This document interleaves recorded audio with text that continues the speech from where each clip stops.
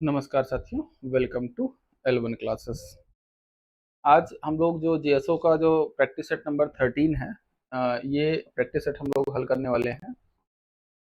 और इसमें देखेंगे तो हम लोग जो आज का जो सिलेबस है, जो आज का प्रैक्टिस सेट नंबर 13 है, इसको पढ़ने से पहले थोड़ी प्रचार की बातें। 11 क्लासेस का टेलीग्राम ग्रुप, समस्या दिक्कत परेशानी की स्थिति में इस नंबर पर संपर्क किया जा सकता है। ये हमारा 11 क्लासेस प्रयागराज का यूट्यूब चैनल, और ये मेन जो चैनल का जो टेलीग्राम चैनल है, मतलब 11 क्लासेस का जो मेन टेलीग्राम चैनल है वो ये है। ठीक है, 11 क्लासेस प्रयागराज अगर आप सर्च करते हैं प्ले स्टोर पे, तो आपको जो है इस लोगों के साथ एक ऐप मिलेगा जिस पर रजिस्टर करके बाकी जो हमारे कोर्सेज चल रहे हैं उसकी जानकारी ली जा सकती है। ठीक है, चलिए तो हम लोग अब जो क्वेश्चनायर है, क्वेश्चनायर की शुरुआत करते हैं। अच्छा, ये हमारे 2024 के जो सिलेक्टेड लोग हैं, एक तरीके से कहा जाए, जो मतलब यहाँ से पढ़े हुए लोग थे जो सिलेक्ट हुए, उनके पिक्स लगे हुए हैं। और उम्मीद हम ये करते हैं कि आप लोग भी जो ज्वाइन हो रहे हैं इस साल सेलेक्ट हो और यहाँ पे आपकी फोटोज लगे। ठीक है, चलिए पहला क्वेश्चन जो हमारे पास यहाँ पे है, जो प्रोबेबिलिटी थियरी से रिलेटेड आज का हमारा टॉपिक है। Good afternoon Nitin. एक चीज़ यहाँ पे ध्यान में रखिएगा कि जो हमारा प्रैक्टिस सेट है ये प्रोबेबिलिटी से संबंधित प्रैक्टिस सेट है। और जो हमारा ये प्रैक्टिस सेट रहेगा प्रोबेबिलिटी थियरी और इसके बाद रैंडम वेरिएबल जो यहाँ पे हैं इससे संबंधित, हम यहाँ पे मतलब जितने भी प्रोबेबिलिटी के क्वेश्चंस हैं ये 5 से 6 जो है 5+ प्रैक्टिस सेट हम इस पे करने वाले हैं, ताकि जो भी प्रोबेबिलिटी से संबंधित क्वेश्चनायर होता है, जो भी कंफ्यूजन होता है, सभी कंफ्यूजन आप लोगों को दूर हो सके। और बाकी जो आपके पास एक्स्ट्रा क्वेश्चनायर अगर रहता है कुछ जो आपको लगता है कि हमें यहाँ पे कंफ्यूजन रह गया है, तो वो भी जो है आप हमें व्हाट्सएप पर मैसेज कर दीजिए, किसी प्रैक्टिस सेट में हम आपके क्वेश्चंस को शामिल कर देंगे। ठीक है, चलिए अब यहाँ पे जो हमारा क्वेश्चन है, ये पहला जो है हमारा, इसमें कहा गया है कि the axiomatic definition of probability was proposed by. तो एक्सियोमेटिक जो प्रोबेबिलिटी होती है, इस प्रोबेबिलिटी में हम आपको बताया था कि एक्सियोमेटिक और क्लासिकल दो तरीके की प्रोबेबिलिटीज हम आपको पढ़ाए हैं। और फिर उसके बाद मतलब मेनली तो प्रोबेबिलिटी 3 तरीके की है। ठीक है, लेकिन जो एक्सियोमेटिक या जो यहाँ पे क्लासिकल प्रोबेबिलिटी थी, इसकी हम यहाँ पे मेन चर्चा करते हैं। और जो एक तरीके से कहा जाए लिमिटिंग प्रोबेबिलिटी होती है, उसकी चर्चा हम यहाँ पे विशेष नहीं करते हैं। तो ये एक्सियोमेटिक जो प्रोबेबिलिटी होती है, इसकी इसकी जो खोज एक तरीके से या इसका प्रस्ताव जो है ये 1933 में दिया गया था, 1933 में। ठीक है, अब according to axiomatic approach probability theory is based on. तो यहाँ पर देखिए ये जो क्वेश्चन है जो हमारे पास मतलब यहाँ पे एक्सियोमेटिक प्रोबेबिलिटी की जो बात कर रहा है, तो ये जो हमारे पास एक्सियोमेटिक प्रोबेबिलिटी होती है ये लॉजिक ऑफ डिडक्शन के तरीके से इस पे बेस्ड होती है। एक्सपेरिमेंट पे जो बेस्ड प्रोबेबिलिटीज होती हैं वो तो बाद में आई। हम सिक्के को उछाल रहे हैं, डाइस को टॉस कर रहे हैं, या एक जो भी मतलब एक्सपेरिमेंट हम वहाँ पे कर रहे होंगे, तो एक्सपेरिमेंट की जो प्रोबेबिलिटी है एक तरीके से उसको कहा जाए वो क्लासिकल प्रोबेबिलिटी का पार्ट होता है। क्यों? क्योंकि वहाँ पर क्लासिकल प्रोबेबिलिटी में number of favourable events upon total number of exhaustive cases की बात करता है प्रोबेबिलिटी में। लेकिन यहाँ पे जो हमारे पास एक्सियोमेटिक अप्रोच होता है प्रोबेबिलिटी का, उसमें लॉजिक ऑफ रिडक्शन या तर्क और निगमन की यहाँ पे बात करता है। ठीक है, चलिए अगला क्वेश्चन है कि the axiomatic definition of probability overcomes the deficiency of. तो यहाँ पे किसकी डिफिशियंसी को यहाँ पे कम करता है? तो यहाँ पर देखेंगे तो क्लासिकल प्रोबेबिलिटी और यहाँ पर स्टैटिस्टिकल जो डेफिनेशन है या स्टैटिस्टिकल जो प्रोबेबिलिटी है, दोनों की यहाँ पे कमी जो है, जो इसमें एक तरीके से कहा जाए कि जो कमी है उसको यहाँ पे ये ओवरकम करने का प्रयास करता है। ठीक है, नितिन जो आप कह रहे हैं क्या है कि सर आज प्रोबेबिलिटी सैम्पलिंग की क्लास थी ना? अरे भाई प्रोबेबिलिटी थियरी पे पहले, अभी प्रोबेबिलिटी थियरी पे जो है हम यहाँ पे प्रैक्टिस कर सेट कर रहे हैं। उसके बाद जो मतलब यहाँ पे, हाँ, जो भी यहाँ पे मतलब क्वेश्चनायर होगा वो यहाँ पे डिस्कस किया जाएगा। और इसके बाद जो है जब हम इसको खत्म कर लेंगे तब हम लोग सैम्पलिंग पे आएंगे। ठीक है।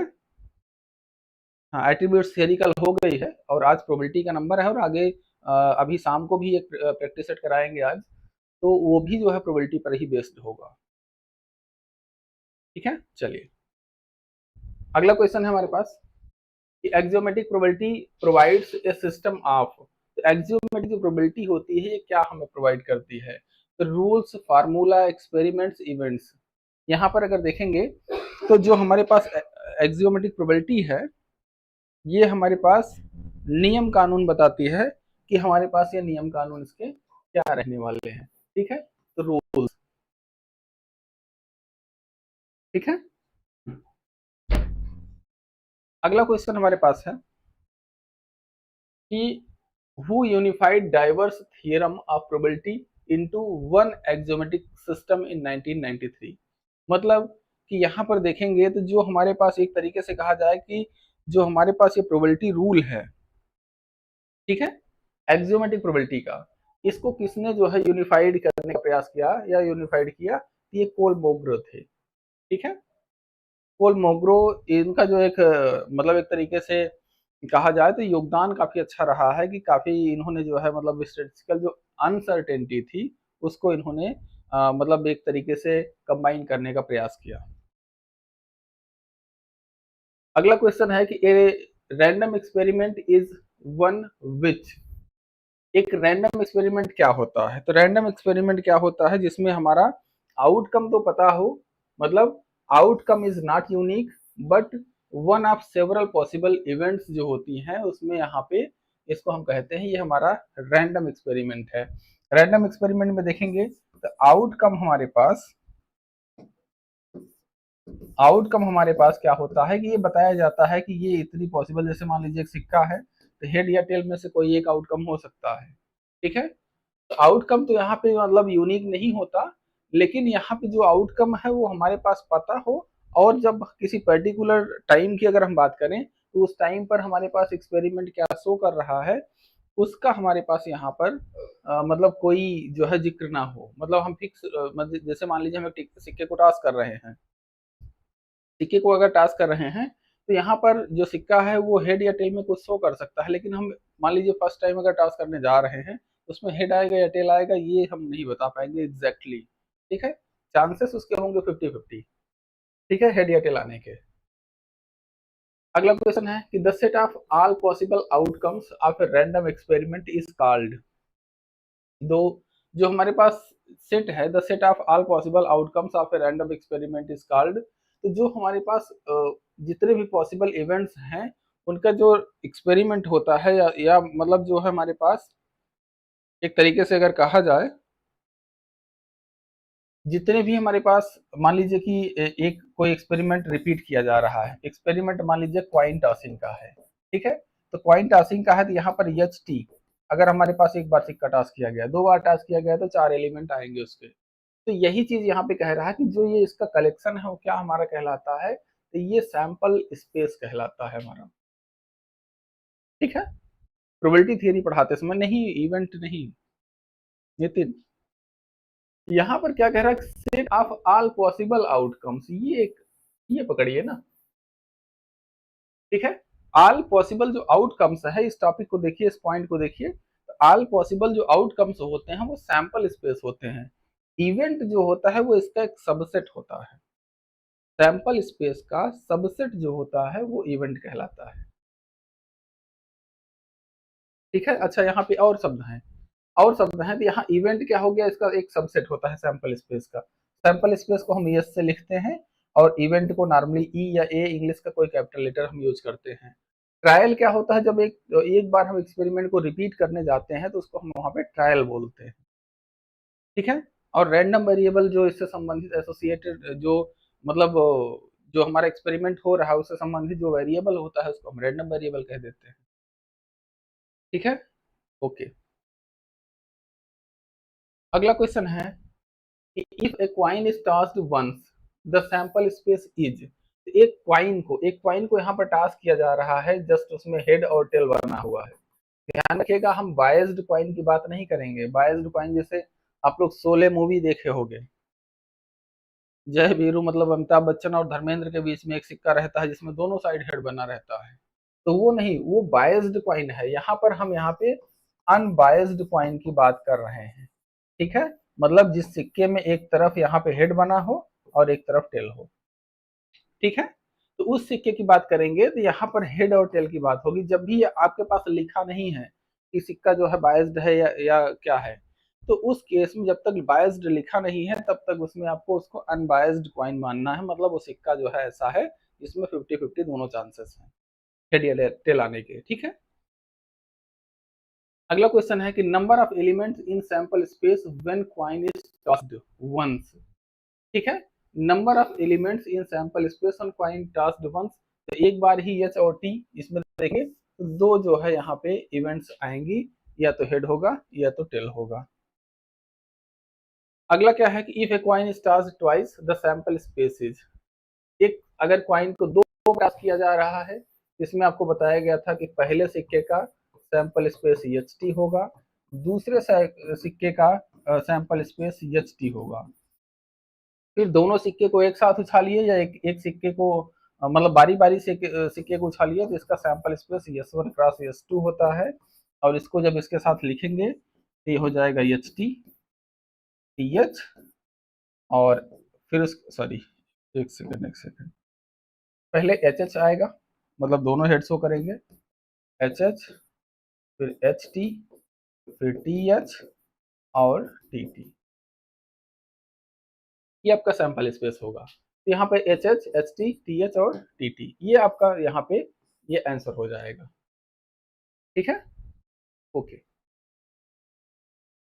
अगला क्वेश्चन है कि number of elements in sample space when A coin is tossed twice, जब दो बार इसको उछाला जाता है तो इसमें यहाँ पे टोटल एलिमेंट्स कितने होंगे, यहाँ पर जस्ट अभी लिखा ही गया था पिछले क्लास यहाँ पे क्वेश्चन में कि 4 होंगे, ठीक है।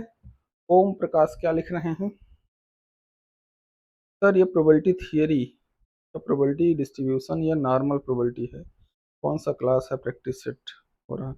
डियर ये प्रैक्टिस सेट हो रहा है प्रोबेबिलिटी थियरी का नॉर्मल जो प्रोबेबिलिटी होती है, ठीक है। प्रोबेबिलिटी थियरी वो रैंडम वेरिएबल और डिस्ट्रीब्यूशन से संबंधित जो प्रैक्टिस सेट होगा अभी कुछ समय बाद आएगा वो, मतलब अभी एक दो प्रैक्टिस सेट हम लोग नॉर्मल प्रोबेबिलिटी पे करेंगे, फिर उसके बाद जो हमारे पास अदर जो प्रैक्टिस सेट आएंगे, आगे आने वाले जो प्रैक्टिस सेट रहेंगे वो रैंडम वेरिएबल और डिस्ट्रीब्यूशन थियरी पर भी होंगे, ठीक है।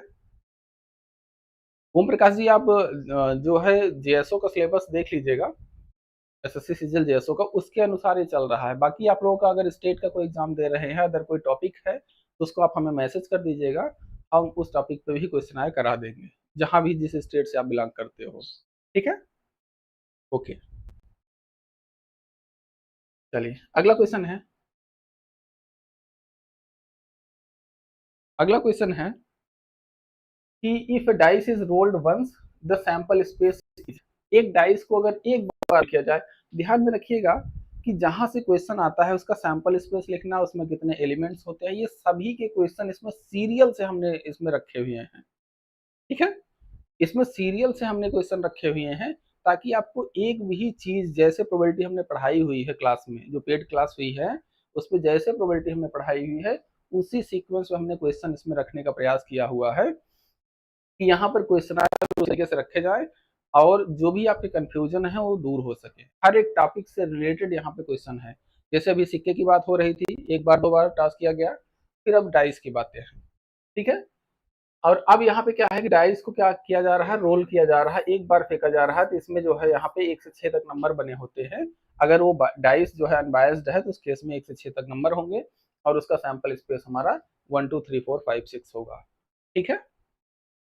ओके, अगला है number of elements in sample space when a die is rolled once, एक बार अगर की जाती है 6, ठीक है, जस्ट अभी सैंपल स्पेस लिखा गया था। अगला क्वेश्चन है ए क्वाइन एंड ए डाइस, अब देखिए हमने क्या किया था, पहले हमने क्या किया था कि सिक्के को उछाला था, सिक्के की प्रोबेबिलिटी बताई थी, फिर डाइस की प्रोबेबिलिटी बताई थी, फिर डाइस और सिक्के को मिक्स किया था।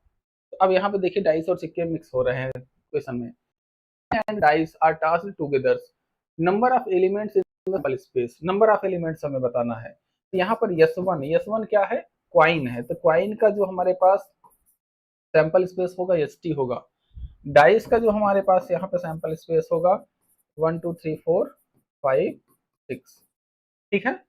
और यहाँ पर जब भी हमें नंबर्स यहाँ पे निकालने हैं, तो अभी चूंकि यहाँ पे प्रोबेबिलिटी बता रहे हैं, अभी आगे इसका ट्रिक भी बताएंगे हम।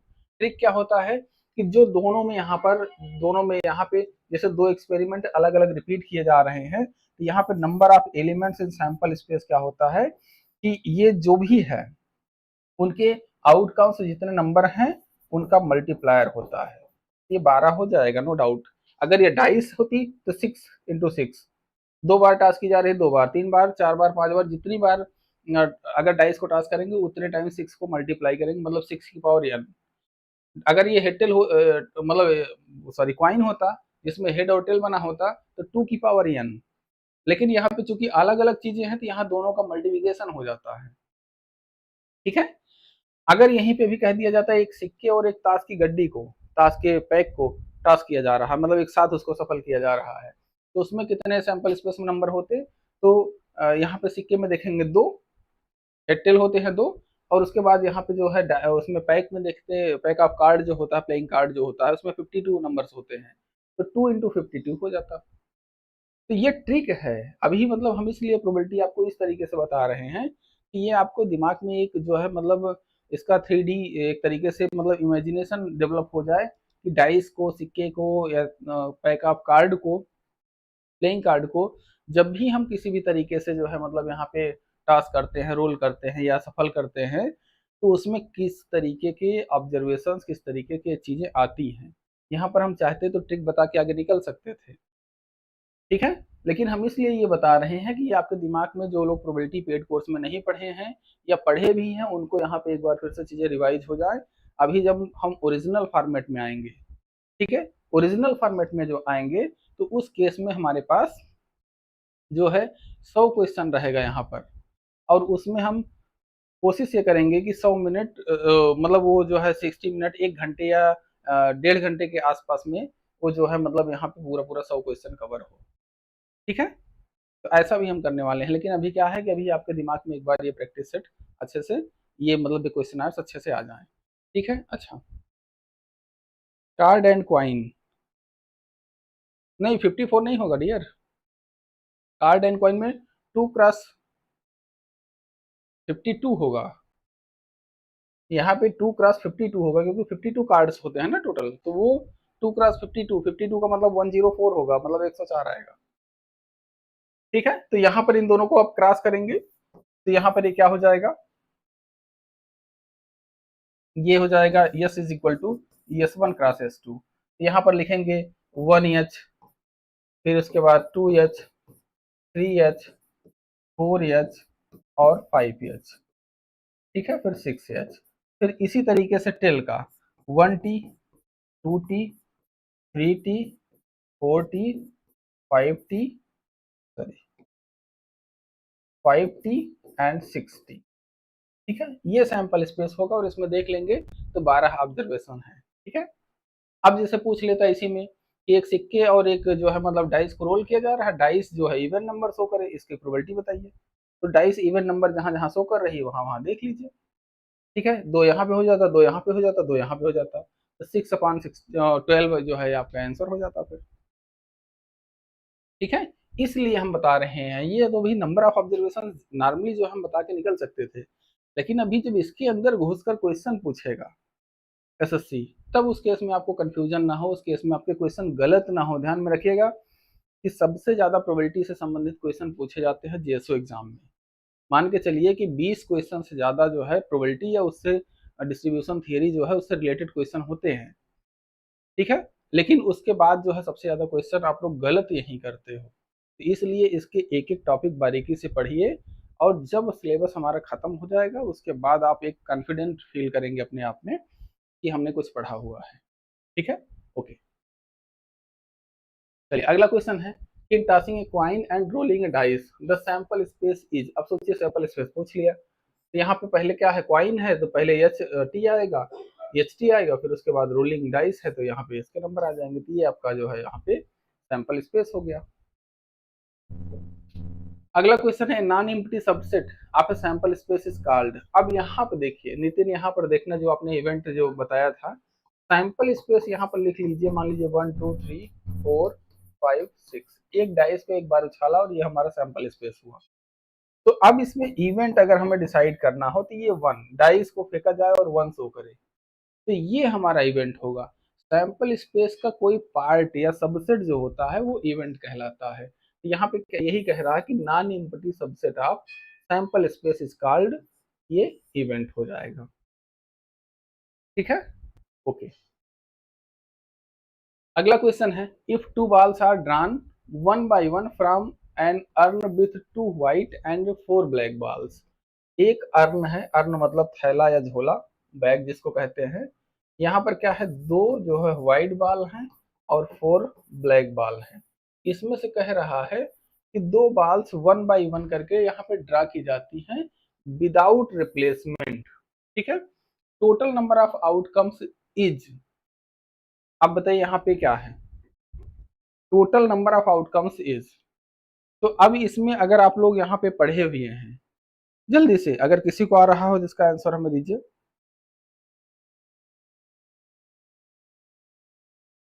ठीक है,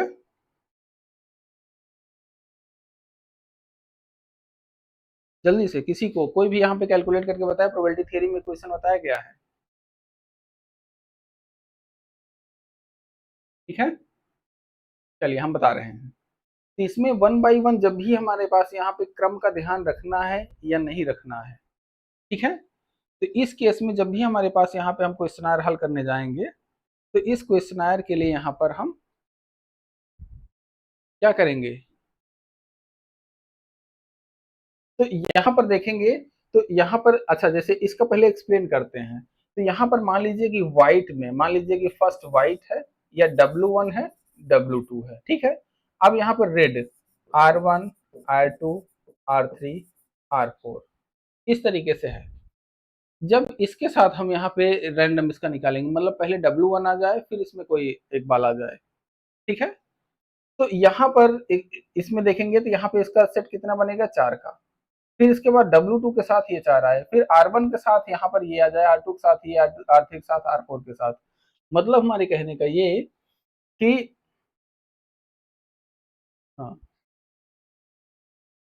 एक सेकंड एक सेकंड, हाँ, तो ये आपके पास यहाँ पे दूसरे नंबर पे यहाँ पे रेड बॉल्स हो गई हैं।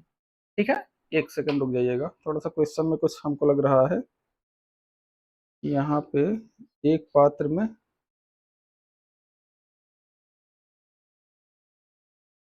कोई बात नहीं,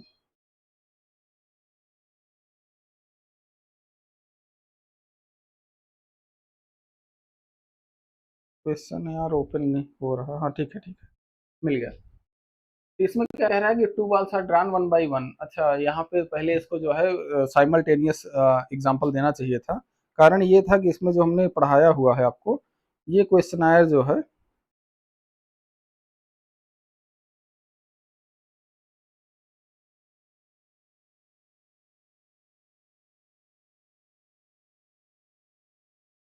चलिए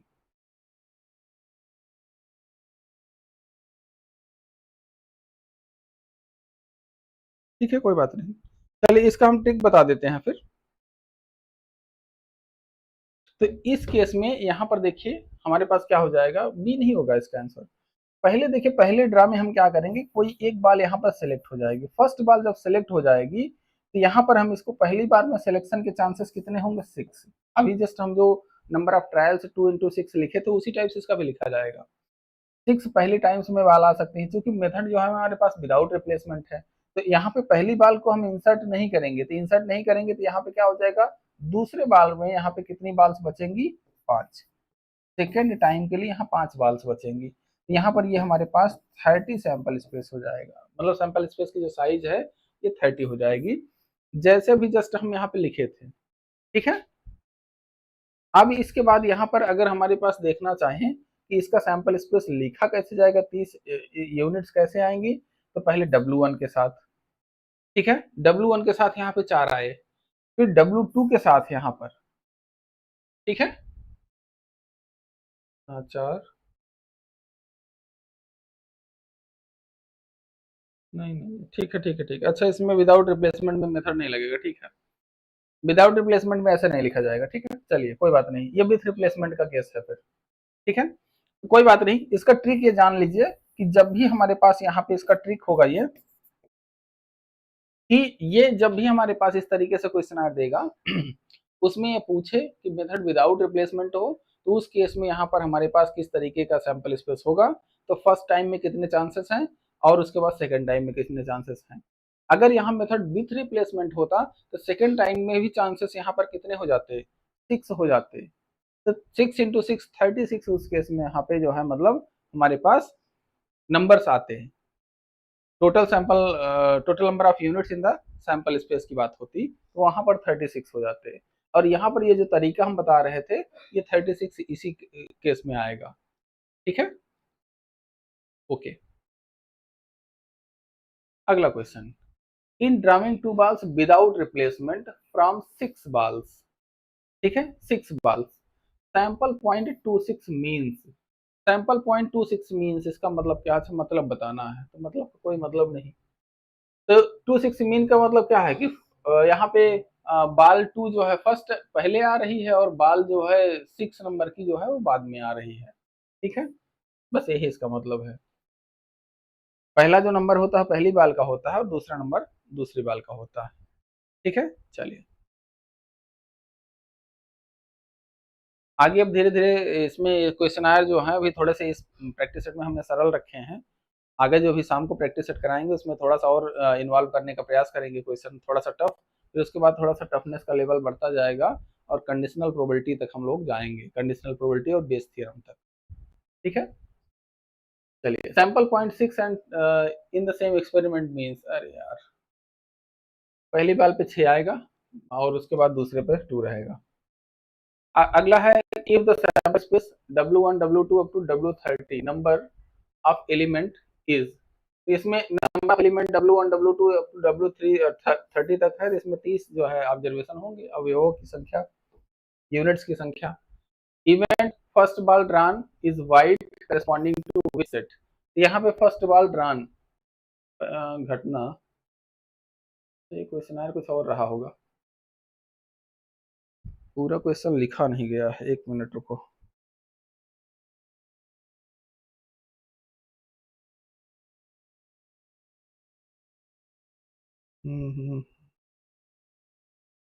चलिए हाँ ठीक है, तो ये इसमें क्या है कि इसमें कोई इवेंट थी, इसमें कह रहा है कि first ball drawn white corresponding to which set, पहली बाल यहाँ पे ड्रॉन की जा रही है व्हाइट, तो उस केस में सभी में यहाँ पर है, तो पहली बाल यहाँ पे व्हाइट व्हाइट व्हाइट ही तो सब लिखा हुआ है, हालांकि ये क्वेश्चन मतलब इस क्वेश्चन को हटा देते हैं, ये क्वेश्चन मतलब ठीक नहीं था, इस क्वेश्चन को हटा दीजिए, ठीक है। ओ हमको लग रहा है ये क्वेश्चन कुछ रहा होगा, इसको भी हटा दीजिए, सेकेंड बाल व्हाइट हो क्या हो, both balls are white corresponding to, तो बोथ बाल आर व्हाइट क्या है इसमें W1 W2 कर लीजिए फिर, ठीक है। ये कुछ क्वेश्चन था, हमको लग रहा है उसी पे बेस्ड आंसर देना था।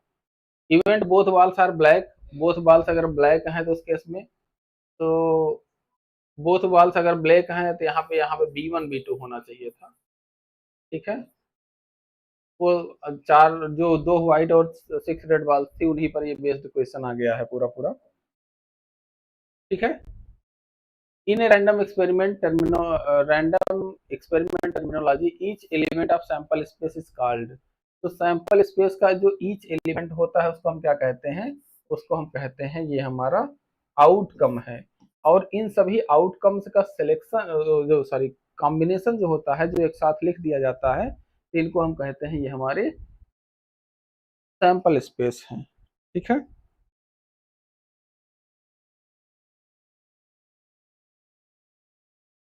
ठीक है, अच्छा एक सेकंड, ये सैंपल आउटकम तो होते ही है लेकिन यहाँ सैंपल पॉइंट लिखा गया है, तो ये ज्यादा अच्छा विकल्प है, आउटकम तो है ही, जैसे मान लीजिए कि डाइस है 3 4 5 6, ठीक है, ये इसके आउटकम है, लेकिन यहाँ पे पूछ क्या रहा है कि random experiment terminology each element, तो यहाँ पर जो एक एक एलिमेंट है इनको क्या कहा जाता है, तो इनको सैंपल स्पेस की unit of the sample space, या एक तरीके से कहा जाए सैंपल पॉइंट कहा जाता है, ठीक है, सैंपल पॉइंट भी इसका सही आंसर होगा। ठीक है। आउटकम तब होता जब ये सैंपल पॉइंट ना लिखा होता। ठीक है, तो इनको हम, ये हमारे डाइस के हर बार हर ट्रायल के यहाँ पर क्या है, ये सैंपल पॉइंट है। ठीक है। अगला क्वेश्चन है कि if a coin stars 3 times number of elements in sample space. एक क्वाइन को, अब यहाँ पे क्वाइन के लिए अब यहाँ पे ट्रिक लिख लीजिए। ठीक है, तो यहाँ पे क्वाइन के लिए जो ट्रिक है, नंबर ऑफ एलिमेंट्स। ठीक है, नंबर ऑफ एलिमेंट्स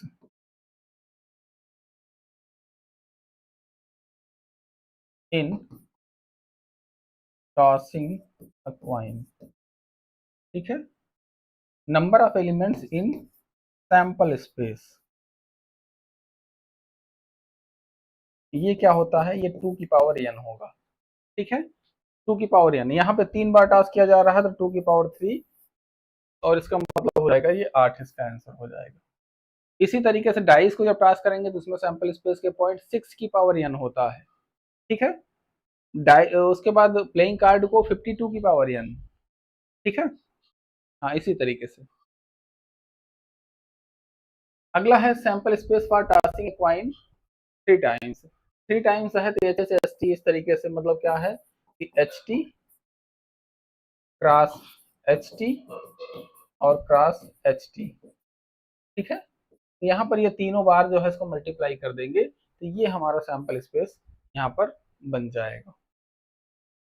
ठीक है, event even number of heads exceeds number of trials in tosses corresponds to.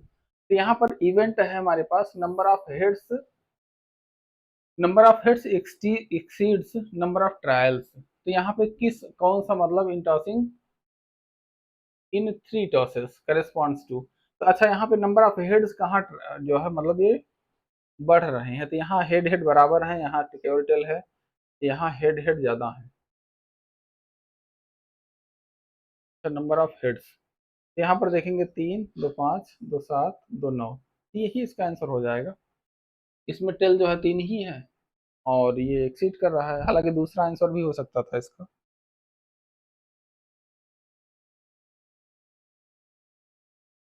ठीक है, दूसरे वाले में भी तो 4 हेड हैं, कोई बात नहीं।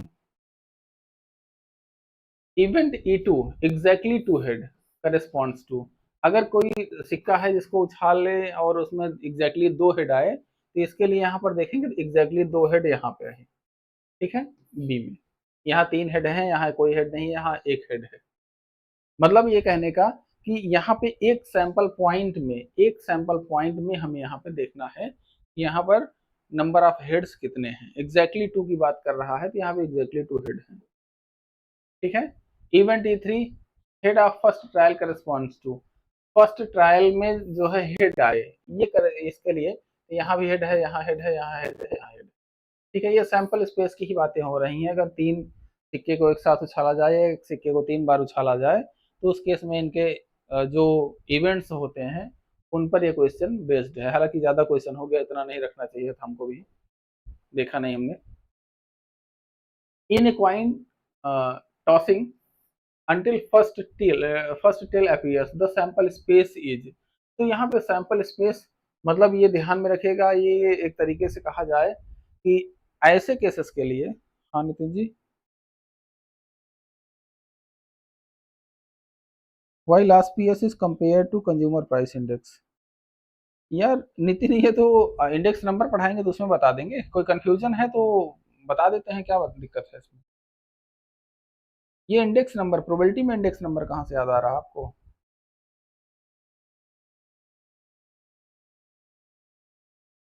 चलिए, इंडेक्स नंबर की बातें हैं, इंडेक्स नंबर तक आने दीजिए, हम एक एक कंफ्यूजन आपका दूर कर देंगे भाई।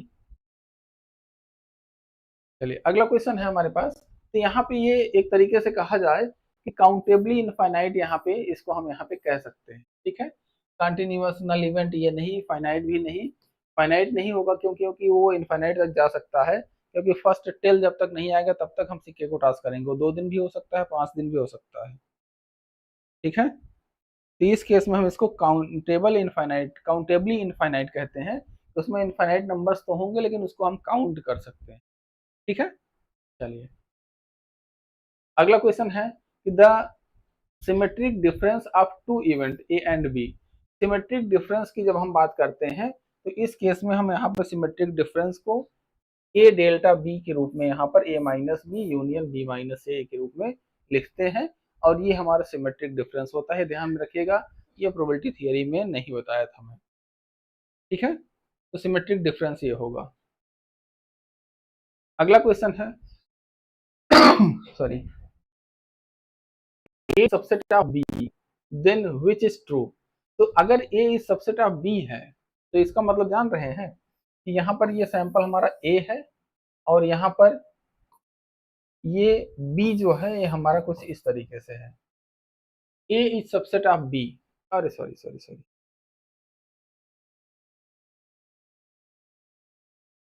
ये ऐसे रहेगा, ये हमारा बी है, ये ए है। ए इज सबसेट ऑफ बी मतलब ए छोटा है और बी बड़ा है और बी के अंदर जो है ए समाहित है। तो ए इज सबसेट ऑफ बी, इसका मतलब क्या हो गया, ए यूनियन बी। ए और बी का हम यूनियन ले तो ये ए के बराबर होगा नहीं, ये यहाँ पे ए के बराबर नहीं होगा। लेकिन ए यूनियन बी, ए और बी का हम यूनियन ले तो ये पूरे पूरे बी के बराबर होगा। क्यों? क्योंकि ए जो है इसमें शामिल है।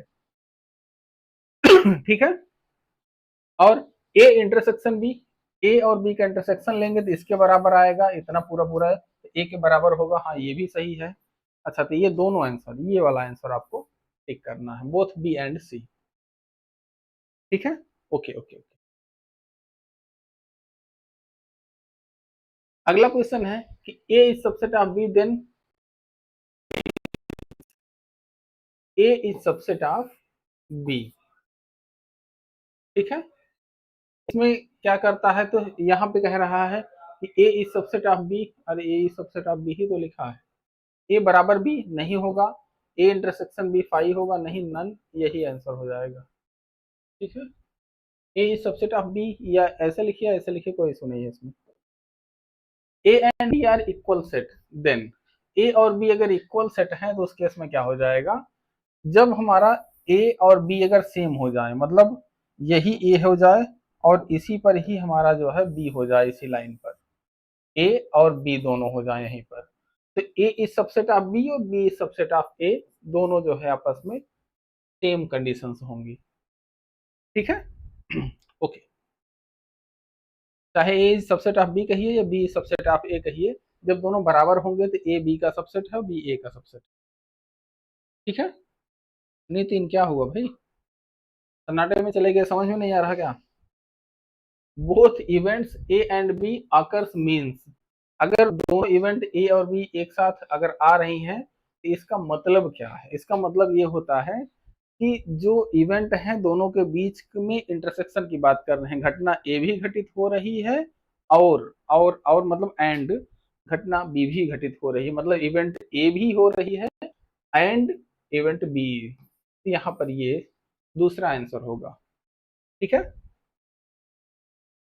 Neither A nor be, neither A nor be occurs, ध्यान में रखिएगा आकर्स की बात किया है, तो मतलब ना तो ए घटित हो और ना ही बी, इसका मतलब ए भी नहीं घटित हो मतलब ए कॉम्प्लीमेंट, और बी घटित ना हो बी कॉम्प्लीमेंट। ठीक है, अगला क्वेश्चन है event A occurs and B does not occurs. तो इवेंट ए जो है आकर हो और बी डज नॉट आकर हो, तो ए यहाँ पे घटित हो रही है और बी घटित नहीं हो रही है, ये आपका आंसर हो जाएगा। ठीक है,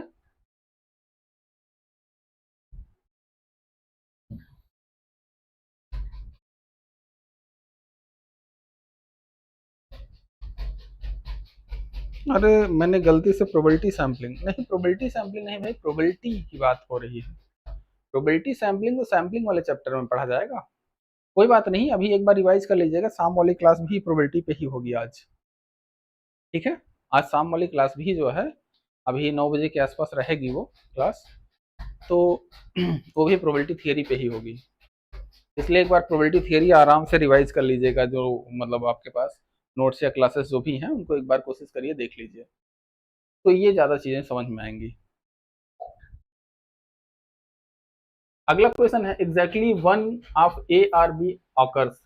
एग्जैक्टली ए का मतलब होता है कि केवल एक घटना घटित हो, केवल एक घटना घटित हो। तो उस केस में यहाँ पर हम देखेंगे तो जो हमारे पास यहाँ पर इसका सेट होगा, क्या लिख रहे हो? अच्छा ठीक है ठीक है।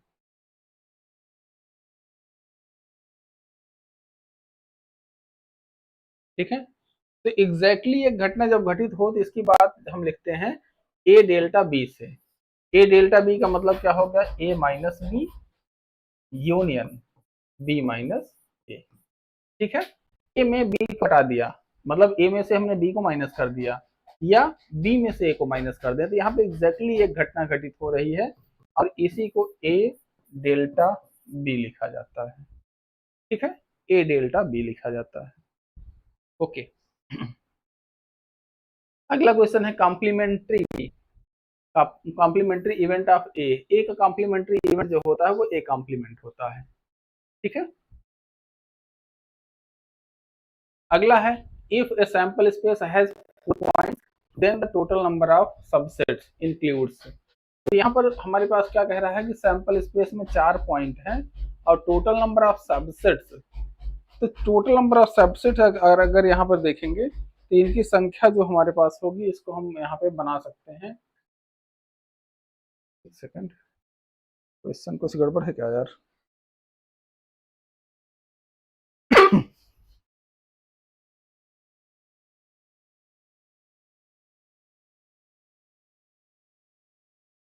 नहीं, इसमें जो है ना,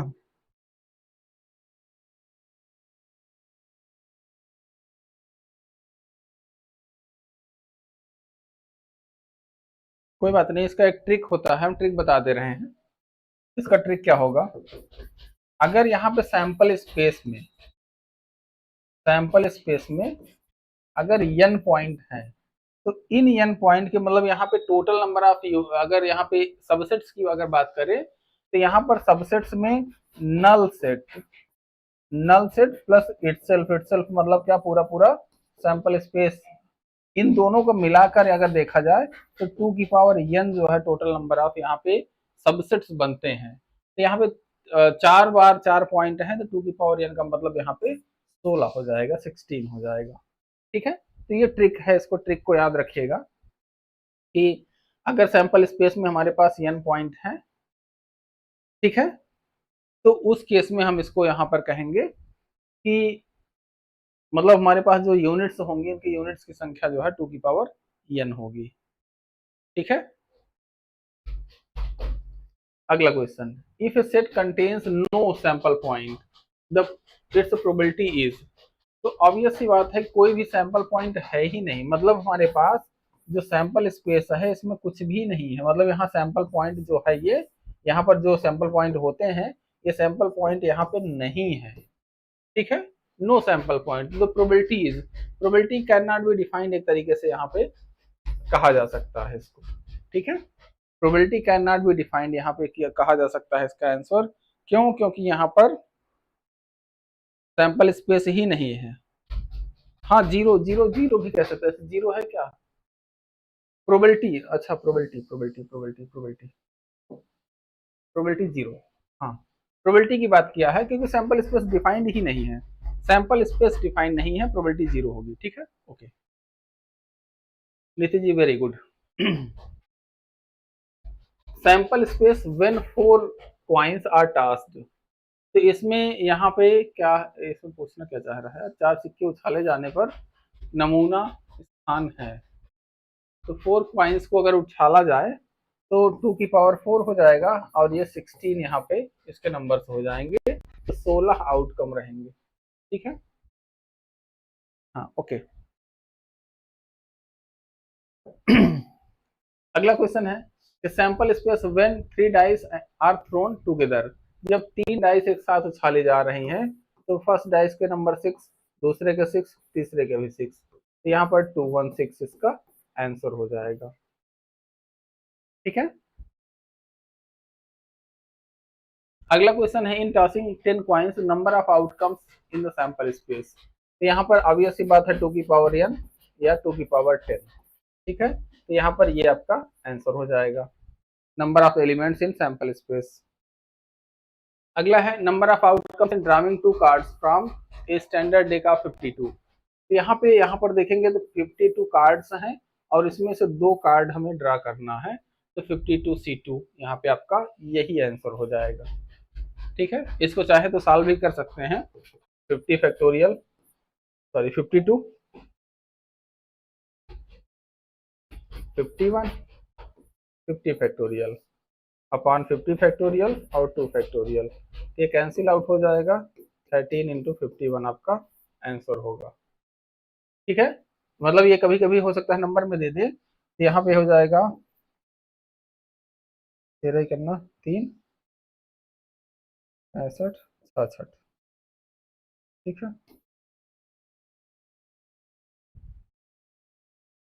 हाँ ठीक है, 663 इसके आंसर, यहाँ पे एक याद रखिएगा। ठीक है, ओके।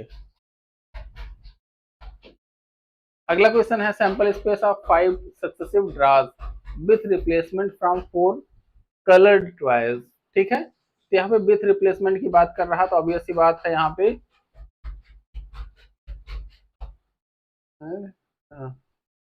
सैंपल स्पेस यहाँ पे पूछ रहा है, एक सेकंड रुक जाइए। तो यहाँ पे ध्यान में रखिएगा, इसका जो ट्रिक है, इसका ट्रिक क्या होता है कि यहाँ पर क्या कह रहा है कि 5 बार सक्सेसिव हम यहाँ पे ड्रा कर रहे हैं, 5 सक्सेस टाइम्स, मतलब यहाँ पे हम ड्रा करने का प्रयास कर रहे हैं। और यहाँ पे यन कलर ट्वाइस 4 हैं, पर यन अगर यन कलर्ड ट्वाइस हो उसमें आर बार हम अगर रिपीट करने का प्रयास करें ट्रायल, मतलब ये क्या है, ये रिपीटिशन है। और यहाँ पर ये नंबर ऑफ एलिमेंट्स है। ठीक है, तो इसका ट्रिक होता है n की पावर r, तो मतलब यहाँ पे 4 की पावर 5 जो होगा ये इसका आंसर हो जाएगा, 4 की पावर 5 ही यहाँ पे आंसर है, इसको हम यहाँ पे डायरेक्टली यहाँ पे लिखा जा सकता है इसका आंसर। तो ये ट्रिक्स ध्यान में रखिएगा, क्लास में नहीं बताए हैं, तो जो आप क्लास जो भी मतलब आप उसमें नोट्स बना रहे होंगे उसमें इसको इंक्लूड जरूर करिएगा। इसीलिए प्रैक्टिस सेट का मतलब होता है कि प्रैक्टिस सेट में जो है क्या क्या चीजें आ रही है। इफ 2 चिल्ड्रंस, ठीक है, older child first are served then sample space for there 6। तो यहाँ पे 2 चिल्ड्रन हैं, मतलब यहाँ पे मान लीजिए तो 2 बच्चे हैं। ठीक है, फिर उसके बाद यहाँ पर बच्चे जो भी हैं, या तो ये बॉय होगा या गर्ल होगा। ठीक है, दोनों बॉय भी हो सकते हैं। तो यहाँ पे ये बॉय सॉरी ये पहले वाले के लिए था, ये पहले वाले के लिए बॉय और गर्ल हो गया, ये यहाँ पे भी बॉय और गर्ल हो सकता है। इसका जो सैंपल स्पेस होगा ये वाला होगा। ठीक है, अगला है if a coin is tossed 5 times number of outcomes. Number of outcomes यहाँ पे a coin is tossed 5 times number of outcomes in sample space, तो 2 की पावर 5 हो जाएगा, 2 की पावर 5 का मतलब 32। ठीक है, 32 आंसर हो जाएगा। अच्छा नितिन जी क्या लिख रहे हैं अब?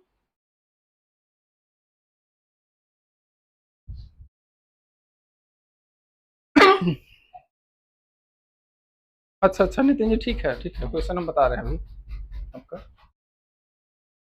50। If a coin is tossed until first head appears, probability of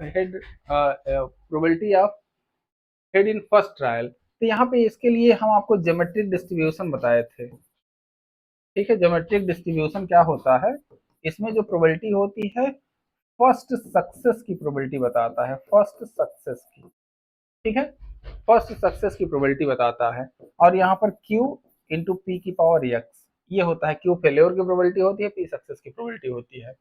तो कह रहा है कि फर्स्ट टाइम जो है मतलब एक क्वाइन टास्क की तरह फर्स्ट हेड अपीयर हो, इस बात की प्रोबेबिलिटी है और फर्स्ट ट्रायल में ही हमें ये मिल जाए। तो फर्स्ट ट्रायल का मतलब क्या हो गया कि यहाँ पर क्यू यहाँ पे रहेगा नहीं क्योंकि पहला ही ट्रायल है, तो 1/2 की पावर 1 और ये 1/2 आपका आंसर हो जाएगा। ठीक है, तो यहाँ पे क्यू की पावर 0 कर सकते हैं। ठीक है, फर्स्ट ट्रायल के लिए यहाँ पे एक्स का मान 1 हो जाएगा। ठीक है, एक्स जो है नंबर ऑफ ट्रायल्स होता है यहाँ पे। ठीक है, चलिए ये हो गया टेलीग्राम ग्रुप है तामझाम, और इस पे जाके आप जो भी जानकारी लेना हो ले सकते हैं। नितिन जी, आपका क्वेश्चन क्या था? एक सेकंड, हम बता रहे हैं कि last year is compare to consumer price index. देखिए, लास्ट ईयर्स और पास्ट से दो प्राइस इंडेक्स होते हैं, लास्ट ईयर्स और पास्ट से। इसको क्या पूछ रहे हैं आपके price index? Last years compare to consumer price index and past से is compare to producer price index.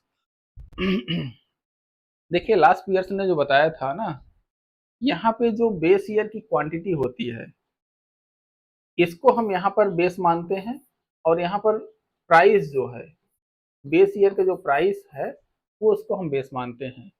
तो क्वांटिटी ज्यादातर प्रोड्यूसर के लिए मैटर करती है, और प्राइस जो है, एक सिंपल लैंग्वेज में समझिए कि प्राइस जो है वो कंज्यूमर के लिए मैटर करता है। जैसे आप जहां पे भी जाएंगे, जैसे दुकान पर सामान खरीदने जाते हैं, कोई भी सामान आपको खरीदना है, तो उसमें सबसे पहले उसका रेट पूछते हैं कि what is the rate of this thing.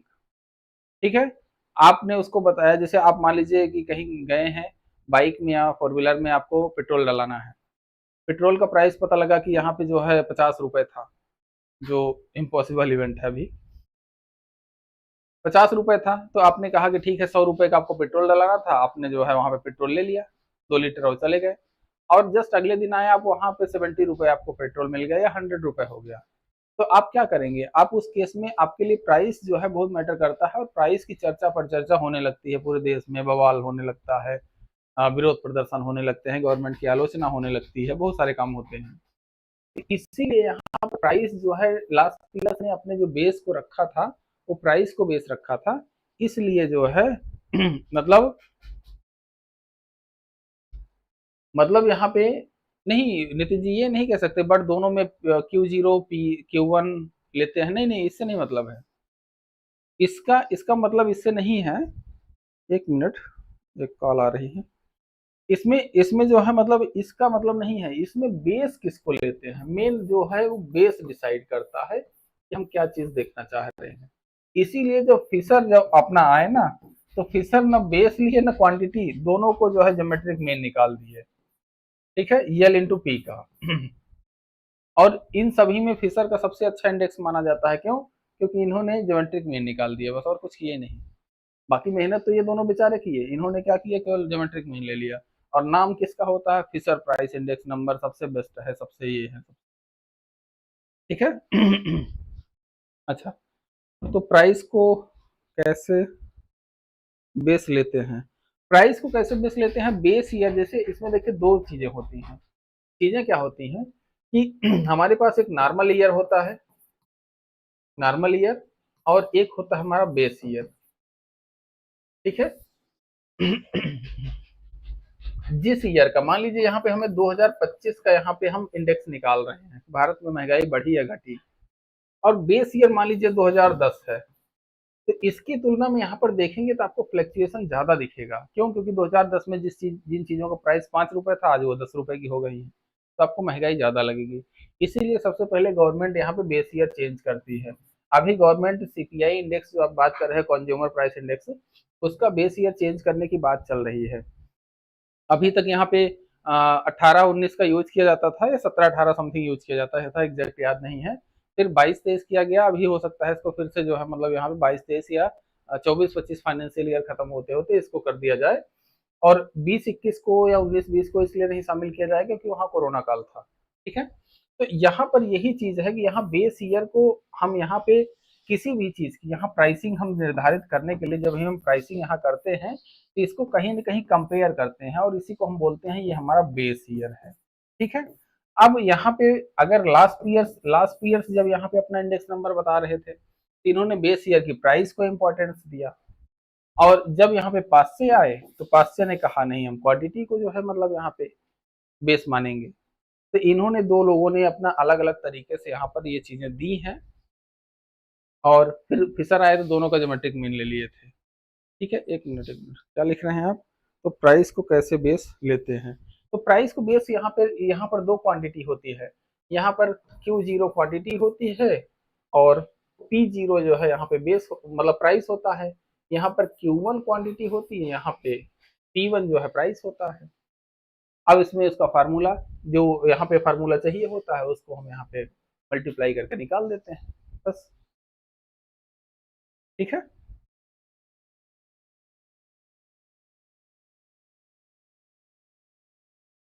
बोलिए नितिन, अब और कोई प्रॉब्लम या अभी कंफ्यूजन बरकरार है आपका, और कोई एग्जांपल दिया जाए?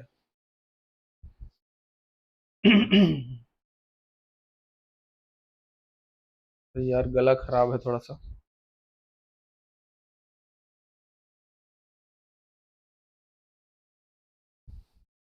बोलिए नितिन, नितिन क्या प्रॉब्लम?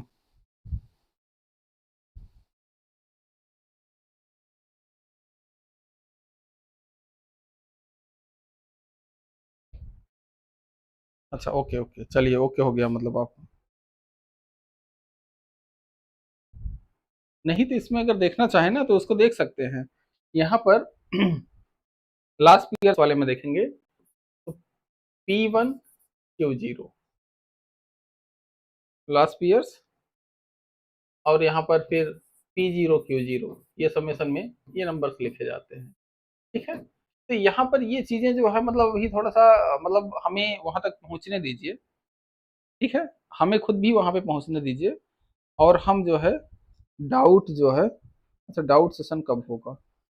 डाउट सेशन किसी संडे को रखते हैं, बात तो नहीं, हम बता देंगे आपको। डाउट क्लियरिंग सेशन जो है यूनिट वाइज जैसे जैसे आपका चल रहा है, या तो एक काम करते हैं अगली क्लास से, अगली क्लास में जब अभी क्लास हम पढ़ाएंगे प्रोबेबिलिटी वाली भी 9 बजे के आसपास रात में, तो उसमें जो है हम थोड़ा सा आपका जो है क्या करते हैं कि हर टॉपिक से रिलेटेड 5 मिनट जो हम जो भी क्लास लेते हैं उसमें लास्ट का जो 5 मिनट है हर एक क्लास में, जितने भी क्लासेस आगे लेते हैं वो उसमें जो है हम 5 मिनट डाउट क्लियरिंग सेशन रखते हैं। ठीक है, लास्ट में जो भी क्वेश्चन आप लोगों का रहेगा वो आप लोग टाइप कर दीजिएगा इस कमेंट बॉक्स में, और उसका लास्ट में हम जवाब दे दिया करेंगे, जो टॉपिक चल रहा है उससे संबंधित या जो आपको कंफ्यूजन है उससे संबंधित।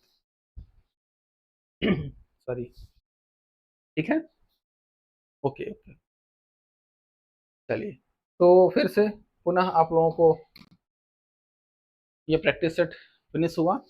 अभी 9 बजे के आसपास रात में हम फिर से लाइव होंगे, और उसके बीच में पेड कोर्स वालों की जो और क्लासेस हैं वो भी हम क्लासेस लेंगे। तो जो भी रहेगा मतलब 9 बजे के आसपास यूजीसी का भी और इनका मतलब जेएसओ लोगों का, दोनों लोगों की प्रैक्टिस सेट फिर से अभी 9 से 10 बजे के आसपास रहेगा। तो वो जल्दी ही आपको लिंक आपको मिल जाएगा चैनल पर। ठीक है, तो thank you for this class, have a nice day.